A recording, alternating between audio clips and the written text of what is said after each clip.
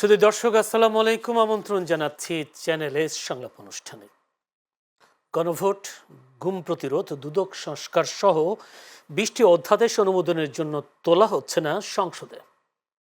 9 এপ্রিলের মধ্যে অনুমোদন না হলে কার্যকারিতা হারাবে এইসব অধ্যাদেশ। এর মধ্যে সুপ্রিম কোর্টের বিচারক নিয়োগ, সুপ্রিম কোর্ট সচিবালয় অধ্যাদেশ সহ 4টি অধ্যাদেশ বাতিল করার সুপারিশ করা হয়েছে। বাকি 16টি অধ্যাদেশের ক্ষেত্রে এখনই বিল আকারে উত্থাপন না করে পরবর্তী সময়ে যাচাই বাছাই করে অধিকতর শক্তিশালী করে বিল উত্থাপনের সুপারিশ করেছে সংসদীয় বিশেষ কমিটি। আবার অন্তর্বর্তী সরকারের আমলের 133টি অধ্যাদেশের মধ্যে 98টি অধ্যাদেশ পাশ করা এবং বাকি 15টি অধ্যাদেশ সংশোধিত আকারে সংসদে বিল উত্থাপনের জন্য সুপারিশ করা হচ্ছে। রাজনীতি বিশ্লেষকদের কেউ কেউ বলছেন, সুপারিশ অনুযায়ী যে 20টি অধ্যাদেশ কার্যকারিতা হারাতে যাচ্ছে তা অন্তর্বর্তী সরকারের নেওয়া গুরুত্বপূর্ণ সংস্কার উদ্যোগের হোঁচট খাবে, আর এইসব অধ্যাদেশকে ঘিরে উত্তপ্ত হতে পারে রাজনীতির মাঠ। এদিকে আবার আওয়ামী লীগের রাজনৈতিক কর্মকাণ্ড নিষিদ্ধ করার বিধান সংবলিত সন্ত্রাস বিরোধী সংশোধন অধ্যাদেশ 2025 সংশোধনী সহ পাশের সুপারিশ করেছে সংসদীয় বিশেষ কমিটি। এর মাধ্যমে আওয়ামী লীগের ভবিষ্যৎ রাজনীতিও কি অনিশ্চিতের পথে হাঁটছে কিনা? দর্শক, তাই আজকে যদিও আমরা আলোচনার বিষয় নির্ধারণ করেছি 20 অধ্যাদেশের ভবিষ্যৎ, আলোচনা হবে সমসাময়িক বিষয় নিয়েও, আলোচনা হবে আওয়ামী লীগ নিষিদ্ধের অধ্যাদেশের বিষয়টিও। দর্শক, আলোচনা করবার জন্য স্টুডিওতে উপস্থিত আছেন আমার ভাই আছেন মুস্তাফা কামাল, সাংবাদিক ও কলামিস্ট, এবং তিনি দায়িত্বে আছেন deputy head of news Bangla ভিশনে। যারা মুস্তাফা কামাল, আপনাকে অসংখ্য ধন্যবাদ সময় দেওয়ার জন্য। আমার ডানে আছেন ফয়সাল মাহমুদ শান্ত, যুগ্ম সদস্য সচিব, জাতীয় নাগরিক পার্টি এনসিপি। শান্ত, আপনাকে অসংখ্য ধন্যবাদ, কৃতজ্ঞতা। দর্শক, পুরো অনুষ্ঠান জুড়ে আপনাদের সাথে আছি আমি জয়নুল আবেদিন। বলছিলাম 20 অধ্যাদেশের ভবিষ্যৎ, যেহেতু এই অধ্যাদেশগুলো নিয়ে বেশ কথা বলছে বিরোধী দল, বেশ যদি বলি 11 দলীয় জোট। সেই 11 দলীয় জোট গতকালকেও তারা একটা বিক্ষোভ করেছেন জুলাই সনদ বাস্তবায়ন এবং সেই সাথে সংবিধান সংস্কার পরিষদ গঠনের এই বিষয়টি নিয়ে একটু যেতে চাই, যেহেতু সেখানে 11 দলীয় জোটের মধ্যে জামায়াত, এনসিপি আছে। একটু এনসিপির একজন নেতা যখন আমাদের সাথে আছে, একটি ফয়সাল মাহমুদ শান্ত, আপনি আমাকে বলবেন কিনা আসলে বিএনপি যে সিদ্ধান্তটা নিয়েছে 20টি অধ্যাদেশ অনুমোদন না করার ব্যাপারে, বিশেষ করে সেখানে সবচেয়ে গুরুত্বপূর্ণ গণভোট, গুম প্রতিরোধ, দুদক সংস্কার সহ বেশ কয়েকটি মানে সবচেয়ে জরুরি যে অধ্যাদেশগুলো সেগুলি বাদ দিতে যাচ্ছে, কেন বাদ দিতে যাচ্ছে বিএনপি আসলে? আর জুলাই সনদ বাস্তবায়ন কি করতে চাই না, নাকি করলে সমস্যা, কোনটা? ধন্যবাদ জানাচ্ছি আপনাকে এবং দর্শক শ্রোতা যারা দেখছেন এবং আমার সাথে একজন বিজ্ঞ সহালোচক আছেন সবাইকে। দেখেন, আমি খুব ভূমিকা ছাড়া একেবারে সরাসরি যদি আলোচনায় যাই, আপনি তো এই অধ্যাদেশের বিতর্ক শুরু হওয়ার পর থেকে অনেকগুলো টকশো করেছেন, অনেকগুলো টকশো দেখেন, অনেকগুলো পত্রিকায় মিডিয়াতে বক্তব্য দেখেন, সংসদে আমরা মাননীয় সরকার দলের সদস্যদের বক্তব্য দেখি। এখন পর্যন্ত আপনি শুনেছেন কিনা যে গুম, মানবাধিকার বিচারের যে অধ্যাদেশগুলো প্রস্তাবনায় আছে সেটা আসলে কোন কোন কারণে, রাষ্ট্রের কি প্রয়োজনে এই বিষয়গুলোকে আসলে তারা সংসদে উত্থাপন করছেন না? একটা সিঙ্গেল যুক্তি আমি বিএনপির কোনো অ্যাক্টিভিস্টের পক্ষ থেকেও শুনি নাই, আমি বিএনপি সদস্যরাও বলছেন না, তারা অনেক ঘুরিয়ে ফিরিয়ে কথা বলছেন। কিন্তু এই যে আপনি যে প্রশ্নটা করলেন যে কেন আসলে তারা চাইছেন না, এই কেনর উত্তরটা কিন্তু আমরা খুঁজছি। যেমন তারা জুলাই সনদ নিয়ে হয়তো অনেকে বলেন যে আমাদের এখানে নোট অফ ডিসেন্ট ছিল, আমরা সেগুলো রাখতে চাই, নানা ধরনের বিতর্ক করেন। গণভোট নিয়ে বলেন যে এখানে 4টা প্রশ্ন ছিল, সেগুলো নিয়ে আমাদের আলাদা আলাদা উত্তর আছে। কিন্তু গুমের যে অধ্যাদেশটা, এই গুমের অধ্যাদেশটা আসলে, কিংবা মানবাধিকার কমিশনের যে অধ্যাদেশটা, বিচার বিভাগের যে অধ্যাদেশটা, এই অধ্যাদেশগুলো স্পেসিফিক্যালি কেন তারা বাস্তবায়ন করতে চাচ্ছেন না, এই যুক্তিটুকু, অর্থাৎ একটা ন্যাংটা হলেও তো একটা লেভেলের মানুষ লজ্জাহীন হইতে পারে। তো বিএনপি ওই লজ্জাহীন এখন পর্যন্ত আমি বিএনপি অ্যাক্টিভিস্ট দেখি নাই যে তারা প্রকাশ্যে এসে গর্ব করে বলবেন যে না ঠিক আছে, গুম করবে সরকার, তারপর আমরা এই অধ্যাদেশ রাখবো না, কিংবা আমরা বিচার বিভাগের স্বাধীনতা চাই না। এতটুকু ল্যাংটা হইতে পারেন না। এটাই প্রমাণ করে যে আসলে এই অধ্যাদেশগুলো বাতিল না করাটা, তারা আসলে চুপ থেকে এই বিতর্কগুলো আমরা করব, আপনি করবেন, এই আলাপ আলোচনার মধ্য দিয়ে সময় শেষ হয়ে যাবে, অধ্যাদেশগুলো তারা বাতিল করে দিবে। আমি বলছি, দেখেন, আজকে সংসদে একটা হৃদয় বিতরক ঘটনা ঘটেছেন। ব্যারিস্টার আরমান সাহেব, বাংলাদেশ তাকে চেনে, তিনি দীর্ঘদিন অন্ধকার কারাগারে এবং তিনি আয়নাঘরে ছিলেন, এবং তিনি বর্ণনা করছে, আমি দেখছিলাম, আমার চোখে পানি চলে এসেছে। তিনি বলেছিলেন যে ওটা ছিল একটা জীবন্ত কবর, যেখানে তার পুরো গুম লাইফে তিনি সূর্যের আলো দেখেন নাই। সেখান থেকে বের হয়ে এসেছেন এবং তিনি বলতে বলতে কেঁদে দিয়েছেন এবং তিনি সংসদ স্পিকারের মাধ্যমে সরকার দল এবং আইনমন্ত্রীদেরকে আহ্বান জানিয়েছেন যে প্লিজ আমার এক্সপেরিয়েন্স থেকে বলছি, আপনারা এই গুমের অধ্যাদেশটা বাতিল করেন না। যদি কোনো প্রয়োজনে যদি কোনো সংশোধন থাকে আপনারা আইন আকারে পাশ করে সংসদে আনেন, আমরা আলাপ আলোচনা করে প্রয়োজনে সংশোধন করি, পরিবর্তন করি। কিন্তু আমি আরমান যেই এক্সপেরিয়েন্সের মধ্য দিয়ে গিয়েছি সেই এক্সপেরিয়েন্স বাংলাদেশের কোনো মানুষকে দিয়েন না।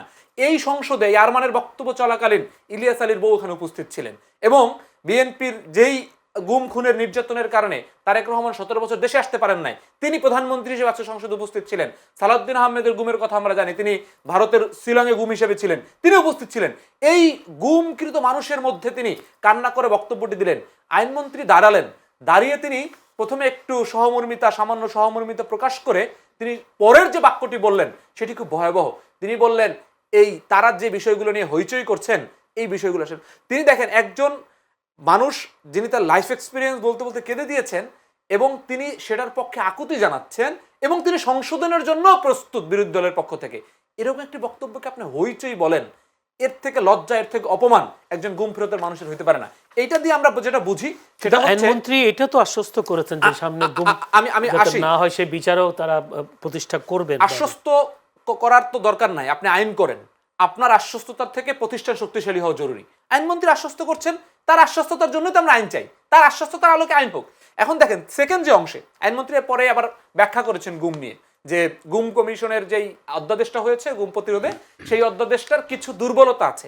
তিনি কোট অ্যান্ড কোট বলেছেন যে এইটা হইলে গুমের যারা শিকার তারা ন্যায্য বিচারটা পাবেন না, আমরা আরো ভালো আইন করতে চাই। আমার কথা হচ্ছে আপনি আরো ভালো আইন করতে চান, আপনি নিশ্চয়ই জানেন যে 15টা অধ্যাদেশ সেটা কোট অ্যান্ড কোট ভালো ছিল না বিদায় বিএনপি সেটাকে সংশোধন করে সংসদে প্রস্তাব করেছে। তাহলে গুমেরটা যদি আপনার কোথাও মনে হয় যেখানে শাস্তি 10 বছর আছে আপনার এটা 50 বছর করা দরকার, মৃত্যুদণ্ড করা দরকার, সেই সংশোধন এনে আপনি আইন মন্ত্রণালয় থেকে কিন্তু অধ্যাদেশে যুক্ত করতে পারতেন। তার মানে এটা স্রেফ এইটার যে একটা নির্দিষ্ট টাইম আছে, যে এই টাইমের মধ্যে যদি আপনি এটা উত্থাপন না করেন এটা ল্যাপস হয়ে যায়, এই টাইম পার করে এটাকে বাতিল করে দেয়া। এবং এখানে কিন্তু আরো একটা ঘটনা আছে, যেমন বাতিল করে দিলে কার লাভ কার ক্ষতি? বাতিল করে দিলে সিম্পলি সরকার দলের লাভ, কারণ এখন তো সরকার দলকে কেউ গুম করবে না, এখন তো সরকার দলের মন্ত্রীরা গুম হবে না। কিন্তু বিএনপি এইখানে যেই বড় ভুলটা করছে, বিএনপি এরকম ভাবছিল 96-তে যে তত্ত্বাবধায়ক সরকার বাতিল করলে সম্ভবত বিএনপির লাভ। আসলে আখেরে এইটা কোনো গণতন্ত্র, আমরা তো বিশ্বাস করি বিএনপি এখন পর্যন্ত গণতান্ত্রিক দল, গণতান্ত্রিক দলের এই ধরনের নিপীড়কমূলক আইন এইটা কখনোই আখেরে লাভ হয় না। সেই তত্ত্বাবধায়কের বিতর্ক, এবং যখন 2006-এ যখন বিএনপি বিচারপতির বয়স বাড়িয়ে নিজের তত্ত্বাবধায়ক করার চেষ্টা করেছিল তখনও মনে করছিল যে আমার বিচারপতি থাকবে। ভাই ক্ষমতা তো চিরস্থায়ী না। এই গুম কমিশনের বিরুদ্ধে তারেক রহমান নিজে আজকে একটা স্ট্যাটাস ভাইরাল হয়েছে, তারেক রহমান নিজে বলেছে যে আমরা মানবাধিকার এবং গুমের পক্ষে জাতিসংঘে সিগনেচার করব, আমরা এর বিরুদ্ধে আইন করব। সেই স্ট্যাটাস নিয়ে মানুষ হাসছেন যে তারেক রহমান জানেন নাকি এই কথা বলছেন। অর্থাৎ যেই ক্ষমতার পালাবদলে যেই নিপীড়নের শিকার হয়েছেন, যেই অস্ত্র দ্বারা আপনার মাথা কাটা হয়েছে, সেই অস্ত্র এখন আপনি সাইন দিচ্ছেন, আপনি ধার দিচ্ছেন। এটা আসলে খুব লজ্জাজনক। আমরা এই আচরণ দেখে, এই ধরনের মনোভাব দেখে আমরা মনে করছি যে আসলে বিএনপি এই নিপীড়নমূলক আইনগুলো তার অস্ত্র হিসেবে হাতিয়ার করতে চায়। আমি যে কথাটা বলতে চাই, আমি হয়তো আরো পরে আরো বলবে নিয়ে, আমি লম্বা করতে চাই না, সেটা হচ্ছে যে আমরা এত দ্রুত, রাষ্ট্র কিন্তু অনেক সংকটে আছে, দেখেন বৈশ্বিক তেল থেকে শুরু করে অর্থনীতি অনেক সংকটে আছে। আমি শেষ করছি, আমরা আসলে যেটা চেয়েছি সেটা হচ্ছে যে একটা স্বৈরাচারবিহীন আওয়ামীবিহীন একটা নির্বাচন হয়েছে, এই রাষ্ট্র আমরা সবাই মিলে এগিয়ে নিব, আমরা বিরোধী দলের রাজনীতি করবো, বিএনপি রাজনীতি করবে। এই মুহূর্তে বিএনপির বিরুদ্ধে অল আউট বিরোধিতার মধ্যে এই এনসিপি বলেন কিংবা বিরোধী দল কেউ যাইতে চায় না, আমরাও যাইতে চাই না, কিন্তু বিএনপি এমন এমন হার্ডকোর জায়গায় নিয়ে যাচ্ছে, আমার ধারণা কিছুদিন পরে বিএনপির সমর্থকদেরও বিএনপির এই ধরনের ওই কোড অ্যান্ড কোড উপর থেকে নির্দেশিত আদেশের প্রেক্ষিতে তারা সংসদে যে মাস্তানি করছেন 2/3 অংশের, তার বিরুদ্ধে যাওয়ার কোনো উপায় থাকবে না। আজকে বিএনপির যে সমস্ত বুদ্ধিজীবীরা বিএনপির পক্ষে কথা বলছেন, একসময় লজ্জায় তারা এই সমস্ত আইনের কিভাবে পক্ষে কথা বলবেন, গুমের আইনের কিভাবে পক্ষে কথা বলবেন, মানবাধিকার লঙ্ঘনের কিভাবে পক্ষে, তার তো বুদ্ধিজীবীরাই থাকবে না, তো বুদ্ধিজীবীরা বাধ্য হবে এই বিএনপি নিন্দা করার জন্য। তো এইরকম জায়গায় এত দ্রুত আমরা যাইতে চাই নাই, আমরা চাইছিলাম একসাথে মিলে রাষ্ট্রটা গড়বো, কিন্তু বিএনপি আমাদেরকে নিয়ে গেছে সেখানে। থ্যাংক ইউ জনাব মুস্তাফা কামাল। প্রশ্ন এটাই আসলে, এখানে খুবই গুরুত্বপূর্ণ কয়েকটি অধ্যাদেশ, গণভোট যেটা দাবিও ছিল বিএনপির পক্ষ থেকে, বলা হচ্ছে স্বরাষ্ট্রমন্ত্রী সালাউদ্দিন আহমেদ নিজেই প্রথম সেটা দাবি করেছেন, গণভোটের দাবি করেছেন। এর মধ্যে সবচেয়ে যেটি গুরুত্বপূর্ণ আয়নাঘর, গুম, এই গুম প্রতিরোধ আইনটা, সেই সাথে আরেকটা যুক্ত হলো দুদক। এই তিনটি জিনিস বেশ গুরুত্বপূর্ণ, বিচার বিভাগের বিষয়টা আছে। আহ, এগুলি কি আসলে বিএনপি বুঝে করছেন নাকি না বুঝে করছেন, নাকি বিএনপির লাভের জন্য করছেন, মানে এই অধ্যাদেশগুলো বাতিল করবার জন্য? ধন্যবাদ আপনাকে। এখানে বুঝারও বিষয় আছে, বেশি বুঝারও বিষয় আছে। খেয়াল করেছেন বোধ আমার সহালোচক শান্ত ভাই, তার ভয়েস রেজ সম্ভবত 2-3 দিন আগেও এত শক্ত ছিল না। কারণ তারা টের পাচ্ছেন যে মার্কেটিং তাদের ভালো, কারণ তাদের সামনে বা হাতে উপাদান খুব বেশি। এসব বিষয়ে তারা যেমন নির্যাতিত, নিপীড়িত হয়েছেন, আবার গুমের প্রশ্নে যখন আপনি যাবেন দেখবেন যে সংখ্যাগত দিক থেকে বিএনপির দিকে সংখ্যাটা বেশি, তারা নিপীড়িত বেশি। তো গুমের মধ্যে 3টা কিসিম মোটা দাগে। একটা হচ্ছে গুম হয়ে গেছে, আজও গুম আছে। আরেকটা কিসিম আছে গুম থেকে ফেরত এসেছে। আর আরেকটা হচ্ছে যে লাশ পাওয়া গেছে। তো এই 3টাই আক্রান্ত কিন্তু সবচেয়ে বেশি বিএনপি। তো ওই জায়গায় এখন যাদের নাম এনসিপি, যখন শুধুই তাদের নাম ছিল বৈষম্য বিরোধী শিক্ষার্থী, এখন তাদের সততা বলেন, দেশপ্রেম বলেন, সাহস বলেন, এই 3টার একটা কেমিস্ট্রি কিন্তু ছিল 5 আগস্টে। কিন্তু আমরা ক্রমেই দেখলাম তারা যখন সেটা আস্তে আস্তে ক্ষয় হতে থাকলো, তাদের এতে প্রমাণ হয় বা উপলব্ধি করা যায় যে তাদের সাহস ছিল, সততা ছিল, দেশপ্রেম ছিল, ঘাটতি ছিল না কোনোটাতেই, কিন্তু ঘাটতি ছিল রাজনৈতিক অভিজ্ঞতায়।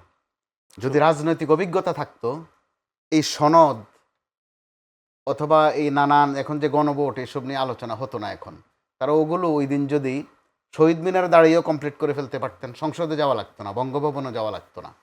তাহলে তথ্যটা কি দাঁড়ায়? যে পজিশন আর অপোজিশন হচ্ছে মূলত ফ্যাক্টর। আপনি যখন পজিশনে থাকেন তখন আপনি কি দুর্গতিতে ছিলেন এটা আস্তে করে ভুলে যান, অথবা ভুলে যেতে হয়। বাস্তবতাটা এত নিষ্ঠুর। তো এনসিপির অবস্থা যেটা হয়েছে, তাদের যে একচ্ছত্র মাঠ কিন্তু ছিল, 5 বলেন, 6 বলেন, 7, 8 তারিখ পর্যন্ত ছিল। তো ওই সময় তারা কিন্তু টের পায়নি যে তারা যে একটু একটু একটু করে ক্ষয়ে যাচ্ছে। এখন নিশ্চয় উপলব্ধি করছে, কখনো বিএনপির ফাঁদে তারা পা দিয়েছে, কখনো জামাতের ফাঁদে পা দিয়েছে। এটা হয়ে গেছে অনেকটা ওই যে যৌবন বয়সী জার্নির মতো। বাসে ওঠে, পুরা বাস খালি, প্রথমে সামনের সিটে বসে, দেখে যে বসতে ভালো লাগে কিন্তু জানালাটা বোধ একটু ফাটা, সিট বদলে মাঝেরটাতে যায়, যে এটাও ভালো কিন্তু সিটটা একটু কাঁপে। এরপরে আবার পেছনেরটাতে যায়, গিয়ে দেখে যে না, ওইটার চেয়ে বোধহয় সামনেরটাই ভালো ছিল। সামনেরটাতে আসার পর দেখা যায় যে সিট আর নাই, সব সিট ফিল আপ হয়ে গেছে। তো এনসিপি ওই জায়গাতে বড়ই দুর্ভাগা। সম্ভবত ওই কষ্ট থেকে নাহিদ ইসলাম গতকাল অথবা পরশু একটা কথা বলেছেন, খুব অনেকটা রুক্ষভাবেই বলেছেন। প্রধান উপদেষ্টা অর্থাৎ ডক্টর ইউনূসের নাম ধরে বলেছেন, ডক্টর আসিফ নজরুলের নাম ধরে বলেছেন যে আপনাদের যে অর্জন এখন এইভাবে বিসর্জনের খাতায় চলে যাচ্ছে, আপনাদেরকেও রাস্তায় নামেন না কেন আপনারা, উনি প্রশ্ন করেছেন অথবা নামার আহ্বান জানিয়েছেন। তো তার জায়গা থেকে এই আহ্বান জানানো সঠিক।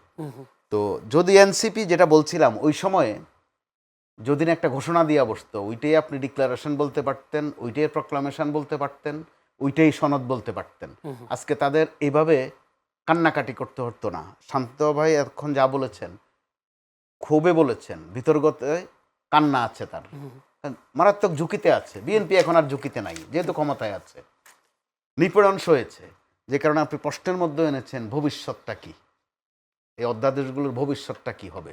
আপনি ভবিষ্যতের প্রশ্ন দেখেন, একদম চিরায়ত নিয়ম এটা। এখানে একটা প্রশ্ন করে রাখি, আসলে এই অধ্যাদেশগুলো বাতিল করলে কি দলের লাভ নাকি দেশের লাভ, বা দেশের লাভের দিকে কি লাভ দেখে কি এটা বাতিল করা হচ্ছে, নাকি দলের লাভ দেখে বাতিল করা হচ্ছে, আসলে কোনটা? এই বিষয়টা বলার সময় তো অবশ্যই সবাই দেশের লাভের কথাই বলবে। আপনি বাংলাদেশের বিদ্যমান অবস্থা এরকম, একটা পিয়নও যদি আপনি বদলি করেন, শুরুতে লেখা হয় জনস্বার্থে বদলি করা হলো, সব জনগণের দোহাই দিয়ে দেওয়া হয়, একদম এটা অফিসিয়াল ভাষা, কিন্তু জনস্বার্থে। তো কোনটা জন আর কোনটা স্বার্থ, এগুলো নিয়ে এক ধরনের একটা তামাশা আছে বাংলাদেশে। তো এই ভবিষ্যৎ নির্ধারণ করতে গেলে আমরা দেখি যে অতীত কিন্তু বড় চমৎকার তাদের, কিন্তু বর্তমানটা অত্যন্ত ধোঁয়াশা। এতে করে ভবিষ্যৎটা কি অন্ধকার হবে নাকি আরও উজ্জ্বল হবে, সেটা নির্ভর করবে তাদের কর্মতৎপর। বর্তমানটা ধোঁয়াশা কেন মনে হচ্ছে আপনার?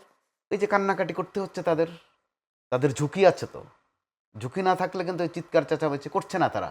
আবার রাজনৈতিকভাবে যদি আপনি বিশ্লেষণ করেন, তারা নিশ্চয়ই আগের চেয়ে ম্যাচিউরড হয়েছে, তাদের মার্কেটিং আইটেম কিন্তু বেড়ে গেল, মানুষের কাছে যাওয়ার, মানুষের কাছে কথা বলার, আর বিএনপির বিরুদ্ধে কথা বলার, সোজা কথা এটা, সরকারের বিরুদ্ধে কথা বলার এই স্কোপ তৈরি হয়েছে। কিন্তু এটা তো সমান্তরালে এই স্কোপটা অপ্রত্যাশিত। কারা তৈরি করে দিচ্ছে? অবশ্যই সরকার তৈরি করে দিচ্ছে, এটা নিয়ে দ্বিধার কিছু নেই, দ্বন্দ্বের কিছু নেই।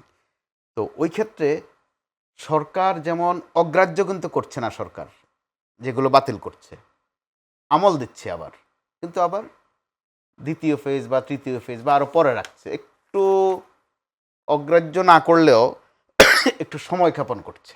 তো সময় ক্ষেপণ করলে তো অটোমেটিক্যালি বাতিল হয়ে একটা যুক্তিও দিচ্ছে কেন সময় ক্ষেপণ হচ্ছে। একদিকে বিশ্বায়নের অবস্থা, বৈশ্বিক পরিস্থিতি, আরেকদিকে বাজেট সামনে, এগুলো বলছে। কিন্তু সবসময় সব কথা কিন্তু কখনো কখনো কম বলা ভালো।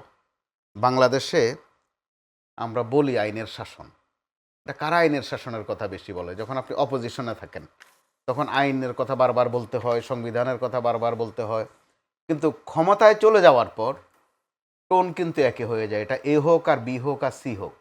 আপনি খেয়াল করে দেখেন বিএনপির যে সাম্প্রতিক বয়ানগুলো, ওগুলোর সাথে আওয়ামী লীগের বয়ানের অনেক তফাৎ কিন্তু নেই।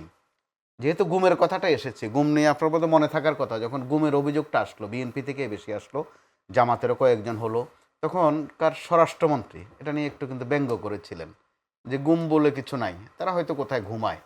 তো কেন ঘুমায়? যে পাওনাদারের ভয়ে ঘুমাতে পারে কোথাও, অথবা ভূমধ্যসাগরে 2-4 জন মরে গিয়ে থাকতে পারে। এটা কিন্তু আবার হাসি দিয়ে বলেছেন, অর্থাৎ এক ধরনের তামাশা, এক ধরনের মশকরা।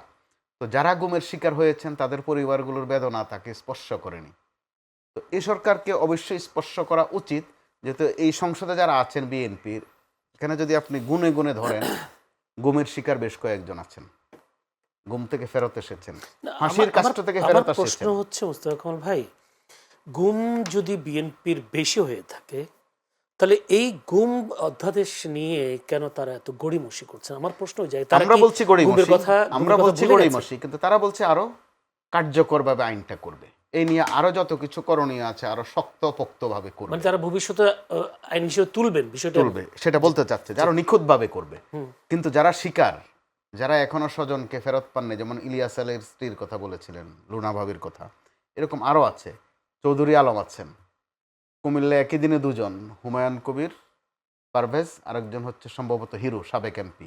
এই ধরনের অনেকগুলো ঘটনা আছে বাংলাদেশে। অথবা নির্বাচনে দাঁড়িয়েছিলেন তুলির ভাই, এগুলো কিন্তু ওই পরিবারটা শুধু ভুক্তভোগী, তারা জানে কত কষ্ট। তো নিশ্চয়ই তাদেরকে ওগুলো খুব স্বস্তি দিচ্ছে না এসব কথাবার্তা, তারা বিচার চাইবেন, এটাই স্বাভাবিক। তারা কিন্তু নির্বাচনের চেয়েও তাদের কাছে জরুরি বেশি ছিল স্বজনকে ফেরত পাওয়া, মন্ত্রী হওয়ার চেয়েও, এমপি হওয়ার চেয়েও তাদের কাছে বেশি জরুরি স্বজনটাকে ফেরত পাওয়া, যেটা যিনি স্বজন হারিয়েছেন তিনি সবচেয়ে বেশি বোঝেন। আর এনসিপি হয়েছে একটা নিপীড়ন। এনসিপির ওই অবদানকে যারা অস্বীকার করছেন তারাও কিন্তু খুব একটা ভালো করছেন না কাজটা। আমরা সমালোচনা করছি, তাদের ব্যর্থতা আছে, তাদের কয়েকজনের বিরুদ্ধে দুর্নীতির অভিযোগ আছে, বড় বড় করাপশনের অভিযোগ আছে, আচার আচরণে গোলমাল আছে, কিন্তু তাদের যে অবদানটা আপনাকে কিন্তু আমলে নিতে হবে।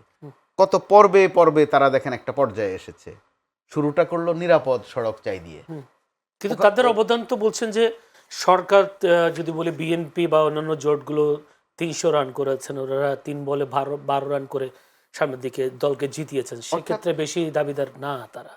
সেটা বলা হচ্ছে, বলা হোক, এটাও এক ভালো কম্পিটিশন হোক, প্রতিযোগিতা হোক, কে কত নির্যাতন হয়েছেন, এই ধরনের পরিস্থিতিতে কিন্তু ওইসব কথা আসে। কে বেশি নির্যাতিত হয়েছেন, কে বেশি জেল খেটেছেন, কার লোক বেশি গুম হয়েছে, এইসব কথা আসবে। তো কথা তো কারোটাই ফেলনা না। আবার যারা ক্ষমতা যায় তারা তাদের ক্রেডিটটুকু একটু বেশি করে নেবে। তো এটাও তো আবার এনসিপির জন্য সুযোগ, যে যেহেতু নিপীড়নের বা গুমের নির্যাতনের ক্রেডিট বেশি নিচ্ছেন, তাহলে বিচারটাও করেন, তাদের ওই আবেদনের সুযোগও হচ্ছে। কিন্তু বিপরীতে কথা আছে, আমরা কিন্তু এরকম একটা পরিস্থিতি চাইনি। এখন বিএনপি জামাতকে যে ভাষায় গালি দিচ্ছে, জামাত যে ভাষায় বিএনপিকে গালি দিচ্ছে, এতে করে ওই যে আওয়ামী লীগ দিয়ে কি আইন করা বা কোনো বিধান করা দরকার করে না। আর আওয়ামী লীগের অভাব এই দুটা দল কিন্তু আচরণগতভাবে কার্যক্রমে পূরণ করে দিচ্ছে, অভাব পূরণ করে দিচ্ছে। তো সেটা কিন্তু ভালো লক্ষণ নয়। এবং বিএনপি বলেন, এনসিপি বলেন, জামাত ইসলাম বলেন, কারোর জন্য এটা কিন্তু নিরাপদ বার্তা দেয় না। জি, আমরা এই জায়গায় আবহাওয়া থাকি। বলছে তাদেরকে সামনেই যখন মাঠে নামতে হবে, জি খুব তারা মাঠে নেবে, খুব কোমল কুসুম গীত গজল গাইবেন, মোটেই না। জি তাদের আচরণে মনে হচ্ছে তারা সেটার একটা প্রস্তুতি নিয়েই নামছেন, হোমওয়ার্ক ভালো, সেটা আমরা কিন্তু স্পষ্ট দেখতে পাচ্ছি। অসংখ্য ধন্যবাদ তো সেই মোস্তফা কারণে কামাল। আমি একটু বিএনপি ছোট্ট বা একটা সরকার বিরতি দিই। অবশ্যই বিষয়টাকে জি। একটা বিবেচনায় নিবে, জি। না নিয়ে পারে না। জি জনাব শান্ত, এই যদি এভাবে বলি, আপনি একটি কথা যে প্রথমে যে কথাগুলো বলেছিলেন সেখানে একটি অভিযোগ তুলেছেন, উপর থেকে নির্দেশে বিএনপি এসব করছে, সেই উপরওয়ালা কারা, এটা প্রশ্ন। আর যেহেতু নাহিদ ইসলাম তিনি ডক্টর ইউনূস এবং আসিফ নজরুলকে রাস্তায় নামতে বলেছেন, ডাক্তার নাহিদ ইসলামের এই আহ্বানে এই দুজনকে সাড়া দেবেন কিনা? ধন্যবাদ। উপরওয়ালা কারা, এই প্রশ্নটা আসলে আমারও, আসলে আমরা উপরওয়ালা খুঁজছি। যদি উপরওয়ালা পাওয়া যেত যে যাদের কথায় বিএনপি এই পজিশনটা নিয়েছে, তাহলে আমাদের জন্য সরাসরি তাদেরকেও ধরাটা সুবিধা হতো আর কি। আমি কেন বলছি যে এখানে উপরওয়ালা আছে, দেখেন বিএনপি কথায় কথায় বিভিন্ন জনের মোনাফেক বলে, কিন্তু দেখেন বিএনপির মোনাফিকিটা আমি একবার আপনাকে বাই রিটেন দালিলিকভাবে ধরাই দিই। বিএনপি একটু হলেই বলে সারা বছর কি বলছে, গত 17 মাস সংস্কার, সবচেয়ে বড় সংস্কার তো আছে 31 দফায়। এখন দেখেন এই বিচার বিভাগের যেই অধ্যাদেশ, সুপ্রিম কোর্ট সচিবালয়, এটা কিন্তু বিএনপি গত 17 মাস 31 দফার ভিতরে প্রচার করেছে। আমি পড়ছি 31 দফা থেকে, অধস্তন আদালতের নিয়ন্ত্রণ ও শৃঙ্খলা বিধানের কর্তৃত্ব সুপ্রিম কোর্টের উপরে ন্যস্ত হবে।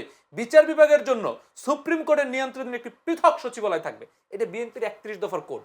এখন বিএনপি পৃথক সচিবালয় করতে চাচ্ছে না, তার মানে তার 31 দফার যেই অদা, সেই অদা কিন্তু তিনি অলরেডি ভঙ্গ করে ফেলেছেন। দ্বিতীয় হচ্ছে এই সুপ্রিম কোর্টের যে সচিবালয়, এটা নিয়ে যে জুলাই সনদের যেই অংশটা ছিল, সেখানে কিন্তু বিএনপি নোট অফ ডিসেন্টও দেয় নাই। তার মানে বিএনপি মাঝে মাঝে বলে না যে আমরা জুলাই সনদ অক্ষরে অক্ষরে পালন করবো, নোট অফ ডিসেন্ট সহ, তার মানে তার নোট অফ ডিসেন্টও সেখানে নাই, সেটা সেখানেও তিনি মেনে নিয়েছেন। এই যে দুইটা জায়গা তিনি এখন এসে পরিষ্কার মুনাফিকি করছেন। এখন আমাদের এই মুনাফিকির মধ্য দিয়ে আমাদের প্রশ্ন জাগে, বিএনপি তো এই পজিশনে ছিল না। বিএনপি তো আগে ওয়াদা করেছিল আমাদের সাথে যে সে পৃথক সচিবালয় করবেন, বিচার বিভাগে স্বাধীন করবেন।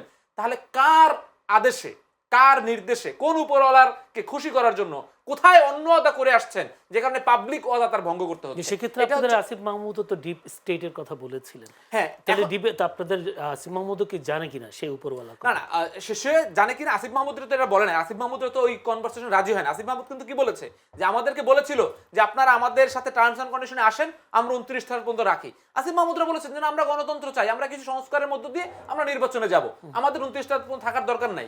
যারে জনগণ ভোট দিবে সে 29 তারিখ কেন, সে 30 সাল পর্যন্ত থাকুক, সেটা নিয়ে কোনো সমস্যা নেই। স্টেট কারা সেটা তো আবার খোলাসাও করে না। ডিপ স্টেট তো এটা তো একটা পার্টিকুলার এন্টিটি না, এটার ভিতরে আপনার এস্টাবলিশমেন্টের আমলা, বিদেশি রাষ্ট্র, তারপরে হচ্ছে যদি বলেন রাষ্ট্রের যে শক্তিশালী যে প্রতিষ্ঠানগুলো, এই প্রতিষ্ঠানগুলো অনেক সময় নিয়ন্ত্রণ করে। সো এখন আমরা খুব পরিষ্কার বলতে পারি বিদেশি শক্তি থাকতে পারে বাংলাদেশ। তবে এখানে আমি সামান্য সহযোগিতা করি, আপনাকে একটু যোগ করি। আপনি একটু আগে যেটা বলছিলেন যে উপরওয়ালা খুঁজতে আপনাদের সুবিধা হতো, তো উপরওয়ালার খোঁজ কিন্তু আপনাদের দল থেকে দেয়া হয়েছে, অর্থাৎ সজীব ভুঁইয়া দিয়েছেন। তো তিনি নিশ্চয়ই তাদেরকে চেনেন, এই তথ্যটা তিনিও আপনাদেরকে দিতে পারেন, আপনাদের খুঁজতে সুবিধা হবে। এখানে আরেকটা যোগ করে সামান্য, ওই ক্ষেত্রে তিনি যদি মনে করেন যে কোনো না কোনো কারণে প্রকাশ্যে বলা সম্ভব নয়, তাহলে ডিফে থেকেই বলেন, অন্তত ডিফেই থাকেন। এটা কিন্তু বাংলাদেশের আগামী দিনের রাজনীতিতে বড় প্রশ্ন হয়ে থাকবে। তাহলে এই ডিফে আর কারা কারা ছিলেন, ট্রু, ওই গভীরে আর কারা কারা ছিলেন, কাদের সাথে কথা হয়েছে, এখন এগুলো কিন্তু গোপন থাকবে না একটা পর্যায়ে থাকবে না, এবং এটা উন্মোচিত হবে। অন 11 কারা ঘটানোর চেষ্টা করেছে, এখন তারা প্রকাশ্যে আসছে না। সো এটা হয়তো সময়ের ব্যাপার। আমরা তো এমনিতেই বিভিন্ন বাহিনীর বিরুদ্ধে বলে বলে আমরা অনেক শত্রু হয়েছি, অনেকের বিরুদ্ধে বলে। সো এই জন্য প্রকাশ্যে আমরা যারা এই মাঠে খেলছে তাদেরকেই আমরা এখন ধরি আপাতত বলি। সো এবং দ্বিতীয় যে প্রশ্নটা করলেন আপনি, সেটা হলো ডক্টর ইউনূস সহ যারা, আসিফ নজরুল সহ উপদেষ্টা পরিষদে যারা এখন মাঠে নাই, দেখবেন যে তারা এত মানে জুলাই নিয়ে অনেক আবেগঘন মাঝে মাঝে পোস্ট দিতেন, পোস্ট শেয়ার করতেন, এবং তারা বলছেন যে আমরা এই সংস্কারের প্রস্তাব করছি। তাদের তো একটা দায়বদ্ধতা আছে। আপনি তো এই জুলাইয়ের মধ্য দিয়ে নামের আগে সারা জীবন উপদেষ্টা শব্দটা আপনি অ্যাড করছেন। আপনি তো বাংলাদেশের একটা শ্রেণীর নাগরিক হিসেবে আপনি উত্তীর্ণ হয়েছেন because of this, because of July, because of this sacrifice. So আপনি এখন একেবারেই আবার আপনার পেশায় চাকরিতে চলে যাবেন, বিদেশে যাবেন, আপনি বিভিন্ন জায়গায় সেমিনার করবেন, কিংবা আপনি ঢাকা ইউনিভার্সিটির ল ডিপার্টমেন্টে গিয়ে লেকচার দিবেন, এটা তো হইতে পারে না। আপনার এই দায়বদ্ধতা পূরণ করতে হবে। আমার মনে শান্ত, আমার কাছে বেশি সময় নেই। থার্ড প্রশ্নটা জেনে কি করছেন? দুইটা প্রশ্নের উত্তর আমি ক্লিয়ার পেয়েছি। তৃতীয় প্রশ্ন যেটা, আপনারাও যে সংস্কার সংস্কার বিষয় নিয়ে বেশ তোড়জোড় আপনার দাবিগুলো, কিন্তু একটি বিষয়, বিসিবির সর্বশেষ নির্বাচনে অনিয়মের অভিযোগ খতিয়ে দেখতে 5 সদস্যের তদন্ত কমিটি গঠন করেছিল জাতীয় ক্রীড়া পরিষদ। আজকে তারা প্রতিবেদন জমা দিয়েছে, কিন্তু তদন্তে আসিফ মাহমুদ সজীব ভুঁইয়াকে ডাকা হয়েছিল, তিনি সাড়া দেননি কেন? আমি প্রথমত হচ্ছে এই বিষয়টা আমার জানা ছিল না যে ডাকা হয়েছে, সারা দেয় না। আমি যেটা না, ওরা আজকে বলেছেন। হ্যাঁ বলেছেন, আমি তো নিজে এটা জানি না। তো আসিফ মাহমুদ আমি আসার সময় দেখে এসেছি তিনি একটা এই খেলাজয় একটা ইন্টারভিউ দিচ্ছেন, হয়তো সেখানে উত্তর পরিষ্কার করবেন। আমি তবে যেটা বলতে পারি যে বিসিবি এবং এই জায়গাটা নিয়ে বিভিন্ন দলের একটা দলীয়করণের একটা চাপ ছিল। তো আসিফ মাহমুদ যেটা করেছেন, আসিফ মাহমুদ সেই জায়গা থেকে স্ট্রিক্টলি তিনি ওখানের প্রতিষ্ঠানটাকে শক্তিশালী করতে চেয়েছিলেন। তো স্বাভাবিকভাবে এখন তো আপনারা অন্তত কিছুটা বুঝতে পারছেন যে প্রতিষ্ঠান শক্তিশালী এবং ইন্ডিপেন্ডেন্ট করার বিরুদ্ধে কাদের এবং কত শক্ত অবস্থান।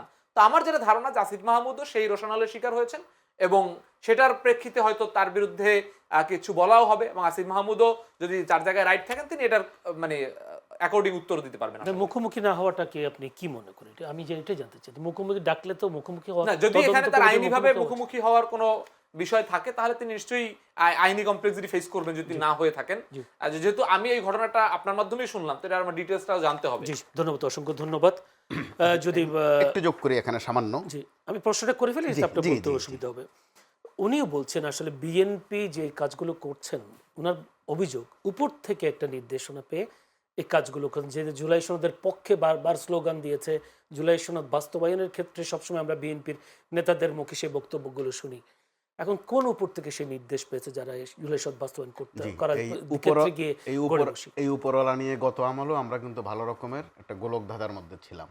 একটা পর্যায়ে এসব জবাব কিন্তু আওয়ামী লীগের বিভিন্ন স্তর থেকে দিয়ে দেওয়া হতো, কখনো মুখে কখনো আচরণে। তারা এক পর্যায়ে তামাশা করে বলাই শুরু করলো, উপরওয়ালা বলতে আল্লাহ আর নিচে আওয়ামী লীগ, কারণ দুইটা দিয়া বলতে হয়। অর্থাৎ পরবর্তীতে কি দেখা গেল যে না, আওয়ামী লীগও উপরওয়ালা না, আর বাংলাদেশের রাজনীতির ফাইলও আল্লাহ হ্যান্ডেলিং করেন না, আরও নানান হ্যান্ডেলিং হয়, এখানে নানান শক্তি এখানে আছে। তো এই বিতর্ক চলতেই থাকবে। এখানে আমি আসিফ মাহমুদের বিষয়ে যে কথাটা যোগ করতে চাই, এনসিপি নেতাদের মধ্যে তাকে নিয়ে এনসিপির অন্য অন্য নেতাদের কিন্তু প্রশ্নের জবাব দিতে হয়, প্রচুর জবাব দিতে হয়। তিনি সেটা পরিষ্কার করতে পারেন। তিনি যতদিন উপদেষ্টা ছিলেন, মন্ত্রণালয়ের বিভিন্ন কাজকর্মে তাকে নিয়ে অভিযোগ আছে প্রচুর। ঢাকা সিটি কর্পোরেশন নিয়ে আছে বিস্তর অভিযোগ, এমনকি তার যে নির্বাচনী এলাকা কুমিল্লার মুরাদনগরও তাকে নিয়ে অনেক কথাবার্তা আছে। আমার মনে হয় এনসিপি সাংগঠনিকভাবে সেটা পরিষ্কার করতে পারে, কারণ একজন ব্যক্তির বা একজন নেতার দায় গোটা সংগঠন নেবে, সেটা কিন্তু সুন্দর দেখায় না। এতে করে টোটাল এনসিপি অথবা যে বৈষম্য বিরোধী ছাত্র সমাজ অথবা যেই জেএনজি আমরা বলি, তাদের কিন্তু বিব্রতকর অবস্থায় পড়তে হয়। প্রস্তুতি নিয়ে আসে তারা একটা বিষয়ে কথা বলবে, মাঝে দিয়ে উঠে যায় সজীব ভুঁইয়ার কথা, তাদের তখন কিছু না কিছু একটা বলতে হয়, তার পক্ষে সাফাই গাইতে হয়, সেটা কিন্তু কাঙ্ক্ষিত নয়। এনসিপি দুর্ভাগা এই কারণে বলছি, গত কয়দিন আসছে তারা আসিফ মাহমুদ নিয়ে, ডক্টর ইউনূস নিজেও তাদেরকে একটা বিপদের মধ্যে ফেলে গেছেন। তিনি নিজে বলেছেন যে তারা হচ্ছে ওনার নিয়োগকর্তা, কিন্তু আমরা প্র্যাকটিক্যালি যেটা দেখলাম, আবার তাদেরকে কয়েকদিন কিন্তু কিংস পার্টি এই গালিটাও শুনতে হয়েছে। তো কিন্তু প্র্যাকটিক্যালি দেখলাম যে তারা যে সরকারি খুব একটা আনুকূল্য পেয়েছে, বিশেষ করে রাজনৈতিক আনুকূল্য, সেটা হয়নি। ফলে মাত্র 6টা সিট পাবে কেন এনসিপি? বাংলাদেশে যারা রাজ ক্ষমতা ভোগ করেন বা উপভোগ করেন তাদের অনেক সিট হতে পারত, কিন্তু আমরা দেখেছি মাঠে তারা ওইভাবে পজিশন করতে পারেনি।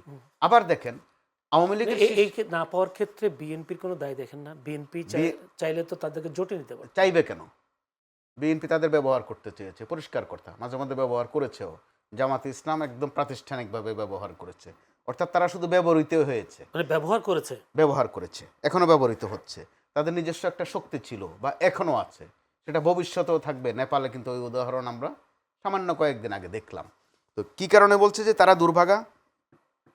ডক্টর ইউনূস তো যদি উদারভাবে চাইতেন, সত্যি তাদেরকে নিয়োগকর্তা মনে করতেন, তারা কিন্তু এর মধ্যে 2-3টা ভাগ আছে, তাদের মধ্যে বিরোধ আছে, তারা অস্বীকার করবে, নানান যুক্তি দেবে যে না ভাগ নেই। পারতেন তাদেরকে একসাথে রাখতে, একটা শক্তি করে রাখতে। সংসদে না গেলেও কিন্তু শক্তি, আমাদের এই ছাত্ররা সংসদে না গেলেও শক্তি। আপনি দেখেন তারা যখন এত বড় কাজটা করলো, তখন আওয়ামী লীগের পক্ষ থেকে কিন্তু বারবার কথা এসেছে যে এগুলো ছোট মুখে বড় কথা বেশি বলে, বাচ্চা বাচ্চা পোলাপাইন আজে বাজে কথা বলে। কিন্তু দেখা গেল এই ছোটরা কিন্তু এত বড় কাজ করে ফেললো, এতে করে তাদেরকে নিয়ে কিন্তু একটা হাইপ তৈরি হয়েছে, যেটা এখনো বিদ্যমান থাকতে পারে। তো বিদ্যমান কোনটা আছে দেখেন, বিএনপির বিভিন্ন পর্যায়ের নেতৃত্ব থেকেও কিন্তু তাদেরকে তাচ্ছিল্য করা হয়। আবার আমাদের সমাজে দেখেন, একসময় যারা কারাগার থেকে বেরিয়েছেন, কেঁদেছেন, ওই ফুটেজগুলো এখনো আছে, তাদেরকে বলা হয়েছে তারা মানুষ না, কি যে তারা আল্লাহর পাঠানো আবাবিল পাখি, এত সম্মান, অথবা আল্লাহর পাঠানো কোনো ফেরেস্তা। কিন্তু অল্প সময়ের মধ্যে আপনি দেখেন তাদেরকে নিয়ে আবারও সেই পুরনো গালমন্দ। উদাহরণ বলি আমি, যেটা বাস্তব, লুকানোর বিষয় নাই, দ্রুত বলতে হবে। দ্রুত বলবো এই কারণে যে তাদের দু তিনটা বলি আমি। মাহফুজ তাদের বড় নেতা, আপনি খেয়াল করে দেখুন তার একটা বিশেষণ যোগ করে দেওয়া হয়, সান্ডা মাহফুজ। এটা কিন্তু এক ধরনের একটা ইঙ্গিত, তাচ্ছিল্য। আপনি নাসির উদ্দিন পাটোয়ারি, তারকে দেখবেন বলবো যে ডারবি নাসির। এগুলোর মধ্যে একটা মিনিং আছে, একটা ইঙ্গিত আছে। অর্থাৎ তাদেরকে পুরনো যেই নেতৃত্ব, আমরা যে তারা তাদের ভাষায় পুরনো বন্দোবস্ত, তারা তাদেরকে আসলে সইতে পারছে না। প্রবীণরা নবীনদেরকে সইতে বড় কষ্ট হয়, এটা হচ্ছে এক জাগতিক বাস্তবতা। জি। সময়ের ব্যবধানে জি হয়তো কথা বদলায়, জি। কিন্তু আচরণ প্রায় কাছাকাছি। আচ্ছা, আমি একটা প্রশ্ন করে রাখি, সেটা হচ্ছে বিএনপি এখন যে সংসদে যে পারফর্ম করছেন, আপনার কি মনে হয় জুলাই সনদ বাস্তবায়ন করবে বিএনপি? বিএনপি ওয়াদাবদ্ধ, তারা বলছে যে এটা বাস্তবায়ন করবে, কিন্তু তারা সময় নিয়ে করতে চায়, তাদের অবস্থান। কিন্তু বাস্তবতা হচ্ছে যারা শিকার, জুলুমের শিকার, তাদের কাছ থেকে আবার কিন্তু মানুষ ওই রকমের আচরণে চায় যে তারা অন্তত জালিম হবেন না। নিশ্চয়ই বিএনপি শেষ পর্যন্ত এই বিষয়ে পদক্ষেপ নেবে। একটা দুটো পদক্ষেপ কিন্তু যে আমরা দেখছি না তাও নয়, কিন্তু আবার এটাও তো মানতে হবে যে বড় অথবা যে ক্ষমতায় থাকে তার দায়বদ্ধতাও কিন্তু বেশি। অপোজিশনে থাকলে কথা বেশি বলা যায়, যেটা এনসিপি বলছে, জামাতি ইসলাম বলছে। তো জামাতি ইসলাম আর এনসিপিও বিএনপিকে যেভাবে ঘায়েল করতে চাচ্ছে, সেটাও কিন্তু ক্ষেত্র বিশেষে বিরোধিতার কারণে বিরোধিতার দিকে চলে যাচ্ছে। আপনি দেখেন সংসদে অবশ্যই এগুলো আলোচিত বিষয়, মানবাধিকারের বিষয়, গুমের বিষয়, বিচার বিভাগের বিষয়, কিন্তু তেল নিয়ে, বাজার পরিস্থিতি নিয়ে, বাজারে কিন্তু খুব একটা বাজে অবস্থা যাচ্ছে। অথবা আমাদের যেই এখন একটা হামরোগ দেখা দিয়েছে, আমরা একদিকে জ্বালানির একটা জ্বালা পড়ার মধ্যে আছি। হাম কিন্তু সারা দেশে যে কি পরিস্থিতি যাচ্ছে, যারা ভুগছে তারাই জানে এক একটা পরিবারে কি অবস্থা। কিন্তু আমরা তাদের অ্যাটেনশন কিন্তু খুব একটা দেখছি না ওইদিকে, বরং তাদের এখানে কিন্তু প্রশ্ন করার সুযোগ আছে। এবং এটা লজ্জার কিছু নেই যে 17 মার্চ যে সরকারটি ছিল, সেই সরকারটি অন্তত আমাদের স্বাস্থ্য বিভাগে কি কাজ করেছে, এবং স্বাস্থ্য বিভাগে যেই আবেদ আলী জবেদ আলীরা ছিল, বিখ্যাত ব্যক্তি, তারা ড্রাইভার, কিন্তু বাংলাদেশে তারা মন্ত্রীর চেয়েও ক্ষমতাবান ছিল। ওই 17 মাসেও কিন্তু তাদের কোনো বিচার আচার আমরা দেখিনি। সেই করোনার সময় থেকে কিন্তু মেডিকেল সেক্টরে এক ধরনের মনোপলি ব্যবসা চলেছে। তো সেটারও একটা বিহিত কিন্তু আমরা আশা করতে পারি। এই বিষয়ে তারাও চাপ তৈরি করছে। একটু যদি এনসিপি বা শান্ত ভাই যদি এই প্রশ্নের উত্তরে, আমার এই প্রশ্ন যদিও আছে, দেশে একটা বিশাল জ্বালানি সংকট চলছে এবং সরকার বিভিন্ন উদ্যোগ নিয়ে কাজ করে যাচ্ছেন এবং হাম নিয়ে আসলে ভীষণ উদ্বিগ্ন অভিভাবকরা। সেক্ষেত্রে সংসদে জুলাই সনদ নিয়ে যেভাবে আমরা শোরগোল দেখছি বিরোধী দলের, সেই হিসেবে জ্বালানি সংকট এবং হাম নিয়ে তেমন শোরগোল দেখা যাচ্ছে বা দাবি দেখা যাচ্ছে না। তারা এই বিষয়ে কোনো পদক্ষেপ নেওয়ার কি করা দরকার, বা তাদের এই না হওয়ার পেছনে, এই যে সংকট হওয়ার পেছনে কি কারণ, সেই বিষয়গুলো তুলে ধরবার চেষ্টা করছেন বা সরকারের কাছ থেকে জানা চেষ্টা করছে না কেন? দেখেন, এখানে আমি বলবো যে এটা অবশ্যই প্রশ্ন করা দরকার, এবং এখানে সরকার এখানে একটা গেম খেলছে। সেটা হলো যে যেহেতু এই জুলাই সনদ এগুলোর কিছু ডেডলাইন আছে, 30 দিন, এতদিনের মধ্যে, এই জন্য হয়তো বিরোধী দল চাচ্ছে যে এর মধ্যে এই বিষয়গুলো যত সম্ভব। আমাদের টার্গেটটা কি? আমরা তো বিএনপিকে এখনই ফেলে দিতে চাই না, আমাদের হচ্ছে সর্বোচ্চ চাপ প্রয়োগ করে যত বেশি সংস্কার আমরা আদায় ফেলে দিতে চাই না, মানে কি আপনাদের এখন সেই সুযোগ আছে ফেলে দেওয়ার মতো? অবশ্যই যদি বিএনপি এমন জনগণের মুখোমুখি যায়, পৃথিবীতে এমন কেউ নাই যাকে ফেলে দেওয়া যায় না যদি সে জনগণের সাথে না থাকে। আর বিএনপি যদি জনগণের সাথে, জনগণের পক্ষে কাজ করে, তাহলে বিরোধী দল কেন? সবাই চাইলেও তাকে ফেলতে পারবে না, তাকে জনগণ প্রোটেক্ট করবে। সো অবস্থানটা জনগণের সাথে কোথায় যাচ্ছে সেটা হচ্ছে ইস্যু। এখন আমি বলি, যেমন তেলের ইস্যুটাই বলি, তেল নিয়ে যখন বিরোধী দল প্রশ্ন করলো, তখন ওখানে সংসদ দাঁড়িয়ে মাননীয় প্রতিমন্ত্রী বললেন তেলের কোনো সংকট নাই এবং সবাই তেল পাচ্ছে, তেল না পাইলে মন্ত্রীকে জানাবেন। এবং বাস্তবে আপনি রাস্তাঘাটে আপনি হাঁটেন, আমিও হাঁটি, আমরা জানি যে লাইন কত দূরে যায়। এক তেল পাম্পের লাইন আর এক তেল পাম্প ছাড়িয়ে যায়। দ্বিতীয়ত হচ্ছে, অর্থমন্ত্রী বলছেন দাম তো অবশ্য বাড়বেই। আবার দেখেন, আমাদের নামে হরমুজ প্রণালী থেকে 6টা জাহাজের ছাড়পত্র আসলো, বাংলাদেশে একটা জাহাজ আসলো, বাংলাদেশের জন্য একটা জাহাজের তেল আসলো, বাকি 5টা কই গেল? কারা এটা নিল না? 2টা জাহাজ ঢুকছে, মানে একটা মালয়েশিয়া, একটা সিঙ্গাপুর। না না বাংলাদেশে একটার কথা আমরা শুনেছি। সো এই যে বাকিগুলো যে আপনি অনুমতি পেলেন, অনেক রাষ্ট্র তো অনুমতি পায় না, কিন্তু আপনি অনুমতি পেলেন, ছাড় পাইলেন, কিন্তু আপনি আনলেন না। এই যে জবাবগুলো, আমার কথা হচ্ছে যে তাহলে ট্রুটা কি? সরকার যদি এটা সত্যি সত্যি বৈশ্বিক কারণে সরকারের তেল সংকট তৈরি হয়, এটা বাংলাদেশের সবাই মিলে এটাকে মোকাবেলা আমাদের করতে হবে। তো সরকার যদি জনগণের সাথে প্রতারণা করে এবং খোলা বাজারে তেল তার সিন্ডিকেট বিক্রি করে এবং পলিটিক্যাল লিডারদের ফোনে তেল পাম্পে তেল পাওয়া যায় আর জনগণের লাইন বাড়ে, আর মন্ত্রীরা বলবেন তেল না পাইলে আপনি আমারে জানাবেন, কার পক্ষে? আমার পক্ষে সম্ভব। আমি কিভাবে মন্ত্রীর কোথায় পাবো যে আমি জানাবো তেল পাই না? হ্যাঁ, তো এই যে, এবং সড়কের ক্ষেত্রে দেখেন কি ধরনের মিসম্যানেজমেন্ট। সড়কে মাননীয় সড়ক মন্ত্রী বললেন যে এবার ঈদ হয়েছে সবচেয়ে আনন্দের। আমরা জানি যে এবার ঈদে সবচেয়ে বেশি মৃত্যু ঘটেছে, এবার ঈদে সবচেয়ে বেশি ভাড়া যে সিন্ডিকেট সেটি কাজ করেছে। সবচেয়ে বড় সমস্যা হচ্ছে এই সরকারের মধ্যে আমরা যেটা দেখতে পাচ্ছি সেটা হচ্ছে কোনো বিষয়, আমার কথা হচ্ছে সরকার 2 মাস হয় না এখন এসেছে, সরকারের তো সমস্যা অ্যাড্রেস করতে হবে, তার অপারগতা জনগণকে বলতে হবে, জনগণের কাছে সাহায্য চাইতে হবে। কিন্তু সরকার 10-15 বছর আওয়ামী লীগ থাকার পরে যে পজিশনে যাইতো, যে কোথাও গুম হয় না, কোথাও খুন হয় না, কোথাও দ্রব্যমূল্য বৃদ্ধি নাই, কিচ্ছু নাই, সবকিছু মিডিয়ার লোকরা সমস্ত মানবাধিকার ঠিক আছে, ফ্রিডম স্পিচ ঠিক আছে, সরকার এখনই এই পজিশনে চলে গেছে।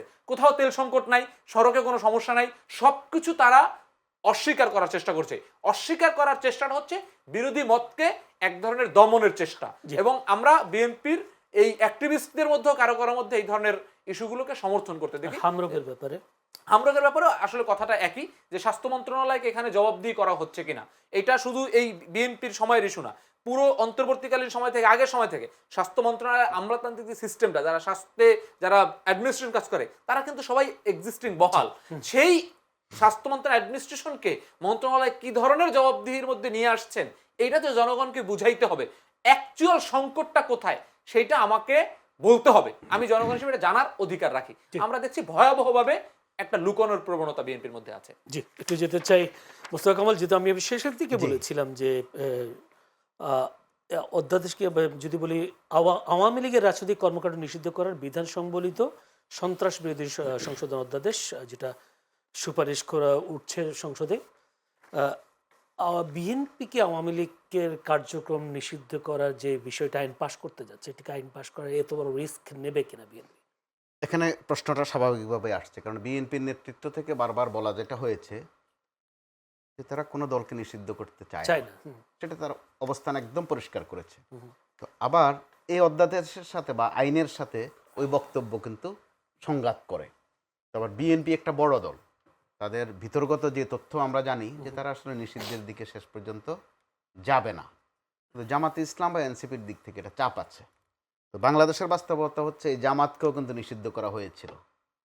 সাংগঠনিক বিস্তারে জামাত তো আজকের মতো এত শক্তিশালী ছিল না, তখন দুর্বল দল ছিল, সেটাও কিন্তু আওয়ামী লীগ সরকার সহ্য করতে পারেনি। কারণ এই নিষিদ্ধ এইসব শব্দগুলোই বড় বিপজ্জনক হয়, কখনো সেটা কার্যকর হয় না। তার চেয়ে বরং আওয়ামী লীগকে যদি তার হিম্মত দেখানোর সুযোগ দেয়া হয়, কিন্তু সেটা না করে বর্তমানে জামাত ইসলাম এবং বিএনপি যে বয়ানে চলে যাচ্ছে বা যেই তৎপরতায় চলে যাচ্ছে, তাতে তারা কিন্তু আওয়ামী লীগকে আরও বেশি বেশি করে প্রাসঙ্গিক করে ফেলছে। কীভাবে প্রাসঙ্গিক করছে? যে আওয়ামী লীগের কী কী উন্নয়নমূলক কাজ ছিল, আওয়ামী লীগ দেখেন আস্তে আস্তে করে এগুলো কিন্তু বাজারে ছাড়ছে। তারা কিভাবে করোনা মোকাবেলা করেছে, এখন কিভাবে হচ্ছে, একটু একটু করে উপমা ছাড়ছে বাজারে। আর এটা বাংলাদেশ, এটা ইউরোপিয়ান কোনো দেশ নয়। এখানে কে যে কখন কোন সাবজেক্ট সামনে নিয়ে আসে, কোনটাকে হাইপে তুলতে পারে, সেটা কিন্তু দিনের মধ্যভাগেও বলা সম্ভব নয় যে সন্ধানাঘাত কী হচ্ছে। তো ওই জায়গায় আশাবাদের জায়গাটা দুটা জায়গায় আছে। একটা হচ্ছে স্পষ্ট, হচ্ছে মাননীয় প্রধানমন্ত্রীর তৎপরতা। এখন পর্যন্ত আপনি দেখেন তিনি তার মতো করে পরিশ্রম করে যাচ্ছেন এবং ডেভেলপমেন্টকে তিনি গুরুত্ব বেশি দিচ্ছেন, শৃঙ্খলা আনার পেছনে বেশি গুরুত্ব দিচ্ছেন। আবার জামাত ইসলাম বা এনসিপি অর্থাৎ 11 দল যেভাবে চাপ দিচ্ছে বিএনপিকে বা সরকারকে চাপে রাখছে, আমি সেটাকে নেগেটিভলি দেখছি না। কারণ আমাদের অভিজ্ঞতা বড় খারাপ। কাউকে ফেসিস্ট করে তোলার পেছনে বিরোধী দল যে কত ভূমিকা রাখতে পারে, গত 17 বছর কিন্তু আমরা সেটা দেখেছি। আওয়ামী লীগকে ফেসিস্ট করে তোলা বা বেপরোয়া করে তোলার পেছনে ওই সময়ের বিরোধী দলের ছিল ব্যাপক ভূমিকা। আওয়ামী লীগ যত না টেবিল কিলাতো, তার চেয়ে বেশি কিলাতো জাতীয় পার্টি, পরিষ্কার এগুলো। তো এখন তারা যেই ভূমিকাটা নিয়েছে, আশা করা যায় যে সেটা সরকারের উপর একটা চাপে রাখতে পারবে সরকারকে। আর দ্বিতীয়ত, এই বিএনপির কিন্তু একটা দৃষ্টান্ত আছে। প্রেসিডেন্ট জিয়াউর রহমানের সময় বিএনপি চাইলে কিন্তু ফেসিবাদে ঝুঁকতে পারত, ঝুঁকেনি। আবার 91-তে যখন বিএনপি ক্ষমতায় এসেছে পরিবর্তিত এক পরিস্থিতিতে, তাতেও বিএনপির কিন্তু স্বৈরাচারী হওয়ার মতো পরিস্থিতি ছিল, হয়নি। 2001-এ বিএনপি কিন্তু বিশাল জয় পেয়েছে, তাতেও বিএনপির মধ্যে ফেসিবাদের ছায়া পড়েনি ওভাবে। ব্যর্থতা আছে, দুর্নীতির অভিযোগ আছে সত্য, কিন্তু ফেসিজমে তারা অভ্যস্ত হয়নি। ওই জায়গা থেকে আমরা আশাবাদী হতে পারি যে বিদ্যমান যে বাস্তবতা, বিএনপি সেটা না বুঝে থাকবে না। জি, আমি এই জায়গায় থাকি। যদি শান্ত এভাবেই যে আমি একটু কোট করি, আওয়ামী লীগকে নিষিদ্ধ করার যে চিন্তা বিএনপির কারো কারো মাথায় এসেছে, সেটা আরও আত্মঘাতী হবে বলে মনে করেছেন একজন সিনিয়র সাংবাদিক এবং রাজনৈতিক বিশ্লেষক আনিসুল আমগর। কি বলবেন? আমি ওনার কোটেশন নিয়ে আমি কিছু বলতে চাই না, কারণ ওনাকে আমি রাজনৈতিক প্রেক্ষাপটে খুব বেশি গুরুত্বপূর্ণ মনে করি না এবং ওনার মতামতের কোনো ভ্যালু আছে বলেও আমি মনে করি না সাংবাদিক হিসাবে। এবং ওনার জুলাইয়েও উনি এরকম মনে করেছিল যে এই বিএনপি হচ্ছে সন্ত্রাস, জামাত বিএনপি সন্ত্রাসীর কারণে হচ্ছে এই জুলাই এই হট্টগোল হচ্ছে। সো ওইটা আমি গুরুত্বপূর্ণ মনে করি। আমি আওয়ামী লীগের নিষিদ্ধের প্রশ্নে আমি আমার মতো করে দুটো কথা বলতে চাই, accept his opinion. So Awami লীগের নিষিদ্ধের বিষয়ে দেখেন, বিএনপির পজিশনটা হচ্ছে দ্বিচারিতা। এনসিপি জামাতের পজিশনটাকে আপনি সমালোচনা করতে পারেন, কিন্তু এনসিপির পজিশন খুব পরিষ্কার। আমরা আওয়ামী লীগের বিষয়ে এনসিপি 3টা পজিশন গ্রহণ করে। একটা হচ্ছে আওয়ামী লীগ যেহেতু দল হিসাবে এই ক্রিমিনালে জড়িত ছিল, গুম খুন এবং জুলাই হত্যাকাণ্ডে জড়িত ছিল, তাকে আপনি দল হিসাবে তার বিচার হওয়ার আগ পর্যন্ত তাকে আপনি কার্যক্রম তাকে স্থগিত করতে হবে, নাম্বার 1। নাম্বার 2 হচ্ছে তার যে সমস্ত নেতাকর্মীরা গুম খুন করেছে, অন্যায় করেছে, তাদেরকে বিচার করতে হবে। নাম্বার 3 হচ্ছে আওয়ামী লীগের যে সমস্ত সাধারণ সমর্থক যারা, তাদেরকে সমাজে পুনর্বাসনের সুযোগ দিতে হবে। তাদেরকে আওয়ামী নাম বলে তাদেরকে কোণঠাসা করে সমাজে নিপীড়ন করা যাবে না, একেবারেই পরিষ্কার। এখন বিএনপির পজিশনটা দেখেন, আমি কিন্তু নিষিদ্ধও আছে আমার একটা অংশ, পুনর্বাসনের একটা অংশ আছে, বিচার একটা অংশ আছে, এবং আমার নিষিদ্ধের পজিশন আগেও ছিল, এখনো আছে। আওয়ামী লীগকে ভোট পাওয়ার জন্য নির্বাচনের আগে আওয়ামী লীগকে নিষিদ্ধ করবো না কোনোভাবেই, আওয়ামী লীগ একটা গণতান্ত্রিক প্রক্রিয়া, নানা ধরনের মুখরোচক কথা এনসিপি বলে নাই, সে তার পজিশন আছে। এই জন্য হয়তো আওয়ামী লীগ আমাদের উপরে ক্ষিপ্ত, আরো ক্ষিপ্ত থাকবে, আমরা এটা নিয়ে হীনমন্যতায় ভুগি না। বিএনপি হীনমন্য এবং দ্বিচারিতা অবস্থান গ্রহণ করছে। প্রথমত হচ্ছে বিএনপি যখন আমরা এই দাবিগুলো করছি, তখন বিএনপি বলছে আইন করে কাউকে নিষিদ্ধ করা যায় না। আওয়ামী লীগের বড় জনগোষ্ঠী বিএনপির বিভিন্ন লেয়ারের লোকজনকে দিয়ে আওয়ামী লীগের দায়িত্ব নিব, আওয়ামী লীগের আমরা রাজনীতি করতে হবো, আওয়ামী লীগের রাজনীতি ফেরত আসবো, এই ধরনের নানা বক্তব্য দিয়ে এবং আওয়ামী লীগের বিচার এবং নিষিদ্ধের বিরুদ্ধে অবস্থান বিএনপি করেছে, কারণ তখন সামনে নির্বাচন ছিল। এবং এখন আবার যখন বিএনপির গুম খুনের বিচারের অধ্যাদেশ ওঠে না, কিন্তু আওয়ামী লীগের নিষিদ্ধের বিচারের অধ্যাদেশ তারা দ্রুত উঠিয়ে আওয়ামী লীগকে নিষিদ্ধ করছে কে? অন্তর্বর্তীকালীন সরকার। এটাকে তারা আইন করে অন্তর্বর্তীকালীন সরকার কিংবা তখনকার এনসিপি জামাতের দাবির উপরে তারা চাপাই দিয়ে নিষিদ্ধ ঠিক করতে চাচ্ছে। আমি মনে করি বিএনপি আসলে এখানে আওয়ামী লীগ, জামাত এবং জাতীয় পার্টির সাথে যেই ধরনের রাজনীতি করত, বিএনপি আওয়ামী লীগের সাথে ওই ধরনের রাজনীতি করার একটা পরিকল্পনা করছে। কিরকম? যে আপনার জামাত আওয়ামী লীগ যেটা করতো জাতীয় পার্টির সাথে, সেটা হচ্ছে তার মামলাগুলো এবং তার বিরুদ্ধে যেই ধরনের টুলসগুলো ছিল, এইগুলো সবকিছু জিয়ে রাখতো, আবার নির্বাচন করার সুযোগ দিত, আবার ভারতে পাঠাইতো, চুক্তি করে আসতো, যখন একটু মাথা ছাড়া দিয়ে উঠতো তখনই তাকে জেলে নিত, তখনই তাকে নিপীড়ন করতো। আওয়ামী লীগের বিষয়ে আমার ধারণা বিএনপি এই ধরনের একটা কাজ করবে যে আওয়ামী লীগের সকল আইনি এবং সকল নিপীড়নমূলক যেই আওয়ামী লীগের বিরুদ্ধে সকল ব্যবস্থামূলক যেই ধরনের টুলসগুলো আছে সমাজের সবকিছু বিদ্যমান রেখে মাঝে মাঝে দুই একজন লিডারকে দিয়ে আওয়ামী লীগকে খুশি করাবে, আবার একটু চাঙ্গা করবে। যখন দেখবে যে বিএনপির অর্থনীতিতে সাথ দিচ্ছে, তখন আবার তাকে চাপিয়ে ধরবে। যখন দেখবে সে জামাতের দিকে ভোট দেওয়ার শুরু চেষ্টা করছে, বিএনপি সরকারের বিরোধিতা করা শুরু করছে, কারণ দেখেন এই গুম খুনের আইনগুলো যদি থাকে, আওয়ামী লীগের সাধারণ নিরীহ ব্যবসায়ীরাও তো গুম খুনের শিকার হবে। তখন আওয়ামী লীগ যখন বিএনপির বিরুদ্ধে যাবে, তখন এই নিষিদ্ধের আইনটা আবার তখন কার্যকর করবে। তো এটা কমপ্লিটলি একটা হিপোক্রেটিক পজিশন। জি, ধন্যবাদ। এক মিনিটে কিছু বলতে চান? একটু যোগ করতে চাই। শান্তভাই যেটা বলেছেন ধারণার থেকে, কারণ আমাদের অভিজ্ঞতাটা আসলে তিক্ত, কিন্তু কয়েকটা বিষয়ে কিন্তু পরিষ্কার করা দরকার। বাংলাদেশের আগামী দিনের রাজনীতি অনেক দিন হয়তো ঘুরপাক খাবে, যে আওয়ামী লীগ প্রশ্নে কার কি ভূমিকা, দীর্ঘদিন সেটা চলবে বাংলাদেশে, আপনি চান বা না চান। দ্বিতীয়ত, ভারত প্রশ্নে কার মনোজাগতিক চিন্তাটা কি। তৃতীয়ত, জাতীয় পার্টির প্রশ্নে কি, সেটাও একটা সাবজেক্ট হয়ে থাকবে। তো এই ক্ষেত্রে শান্তভাই যেটা নির্বাচনের আগের কথা বলেছেন, আবার পরের কথা বলেছেন, মাঝের কথাটা বলেননি।